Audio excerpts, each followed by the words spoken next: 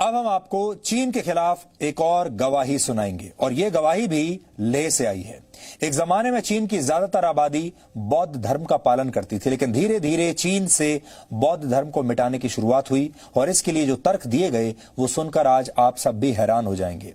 8वीं शताब्दी में चीन के राजाओं ने बौद्ध धर्म को एक विदेशी धर्म बताना शुरू कर दिया और तर्क यह दिया गया कि बौद्ध धर्म में दी गई शिक्षा चीन की संस्कृति से मेल नहीं खाती। इन तर्कों के आधार पर चीन में बौद्ध धर्म मानने वालों पर अत्याचार का सिलसिला शुरू हो गया और बौद्ध धर्म के करीब 40,000 मंदिरों को नष्ट कर दिया गया और करीब 4 लाख बौद्ध भिक्षुओं पर अत्याचार किए गए। धीरे धीरे चीन को एक ऐसे देश में बदल दिया गया जिसकी ज्यादातर आबादी नास्तिक है, यानी ये लोग किसी धर्म या ईश्वर को नहीं मानते। ये सब चीन में साम्राज्यवाद और वामपंथ के विस्तार के साथ शुरू हुआ। 1950 तक चीन के पड़ोस में एक ऐसा देश हुआ करता था जिसकी अधिकांश जनता आबादी बौद्ध धर्म को मानती थी और आज भी मानती है। इस देश का नाम है तिब्बत। लेकिन चीन तिब्बत पर कब्जा करना चाहता था और इसके लिए चीन ने भोले भाले तिब्बतियों को पहले विकास का लालच दिया और फिर सड़कें और इंफ्रास्ट्रक्चर बनाने के नाम पर तिब्बत पर कब्जा कर लिया। 1959 में तिब्बत के सबसे बड़े धर्मगुरु 14वें दलाई लामा को भारत में शरण लेनी पड़ी। आज भारत में बौद्ध धर्म को मानने वाले करीब 85 लाख लोग रहते हैं और इनमें से बहुत सारे लोग ऐसे हैं जो तिब्बत से भागकर भारत आ गए। ये लोग चाहते हैं कि भारत तिब्बत को मान्यता दे और चीन के साथ लगी अपनी सीमा को भारत चीन सीमा नहीं बल्कि भारत तिब्बत सीमा कहकर बुलाए।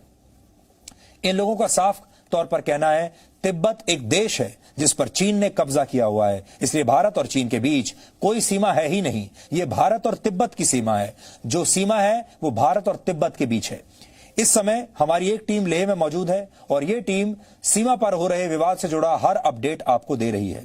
आज हमारी टीम ने लेह के एक मशहूर बौद्ध मंदिर में रहने वाले कुछ बौद्ध भिक्षुओं से बात की। इन भिक्षुओं ने चीन को लेकर जो कहा वो आज हम आपको सुनाना चाहते हैं। हम इस मठ में गए, बौद्ध मठ में, और ये बातचीत सुनकर आप चीन की हर चाल को बहुत अच्छी तरह से समझ जाएंगे। अब आपको इस मठ में लेकर चलते हैं। तो हम लद्दाखी लोग तो हमेशा कहते, हम तो भारत के हैं, हम भारत के ताज पे रहने वाले हैं और हम हमेशा पीओके को भी हम अपना हिस्सा मानते हैं। हम कभी नहीं कहते कि पाकिस्तान, हम कहते कि पाकिस्तान कब्जाई वाला कश्मीर और तिब्बत को हम कभी चाइना का जमीन नहीं कहते। हम हमेशा कहते हैं लोगों की कि लद्दाख जो भारत, लद्दाख और चीन के बीच में कोई सीमा नहीं है। अब सब हाथ जोड़ के प्रणाम, हाथ जोड़ के ये रिक्वेस्ट करते हैं कि भारत के सभी 130 करोड़ जनता को कि आप लोग हो सके तो चीनी सीमा मत कहिए। जब हमारे भारत के लोग ही चीनी सीमा कहते तो चीन को बहुत उसको एक शक्ति मिलता है कि भारत के लोग ही इसको चीनी सीमा कह रहे। हम चीनी सीमा क्यों कहें? क्योंकि चीनी जो है वो ऑलरेडी किसी विदेशी जमीन जो तिब्बत है, तिब्बत पे बैठा हुआ है। अब चीनी जब किसी की जमीन पे बैठा है तो हमारा तो पड़ोसी तिब्बत है, हमारा तो हमारी उसको क्या कहते, रिस्पॉन्सिबिलिटी कि हम कम से कम तिब्बत का नाम तो कायम रखें। गुजारिश करता हूँ जी न्यूज का बहुत बहुत धन्यवाद। आप लोग हमेशा आबाद रहे, आप लोग सफलता की सीढ़ी चढ़ रहे हैं, आप लोग चढ़ते रहिए। और हम डीएनए बहुत हर समय डीएनए देखते हैं। कभी कभी अगर बत्ती नहीं आए तो छूट जाता है, फिर रीक टेलीकास्ट हम देखते हैं।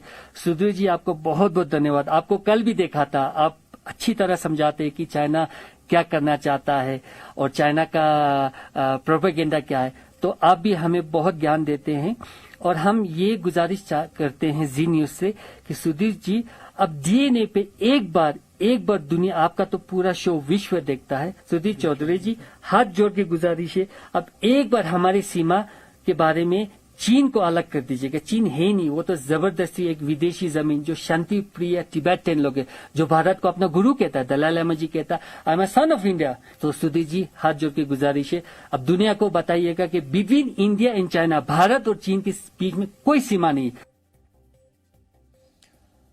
तो देखिए, ये जो इस मठ में जो बौद्ध लोग थे वो खुद ये कह रहे हैं कि तिब्बत को मान्यता दी जानी चाहिए और इन्होंने जो हमसे कहा है हमने वैसे के वैसे ही पूरी दुनिया को दिखा दिया। जी न्यूज दुनिया भर में 180 देशों में देखा जाता है, 180 देशों ने आपको देख लिया। लेकिन आज हम आपके सामने एक फॉर्मूला देना चाहते हैं और उस फॉर्मूले का नाम है TTH फॉर्मूला।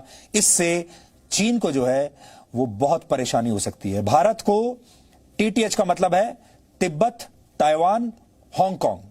भारत को तिब्बत को एक स्वतंत्र देश के तौर पर मान्यता देनी चाहिए।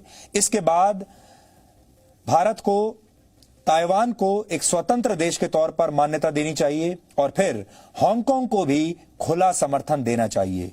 तो इस फॉर्मूले को आप समझिए, तिब्बत, ताइवान, हांगकांग। अगर इन 3 देशों को भारत ने अपना समर्थन दे दिया तो फिर चीन को समझ में आ जाएगा कि भारत क्या चीज है। Presenting B News app, available on Google Play and App Store. Download it now.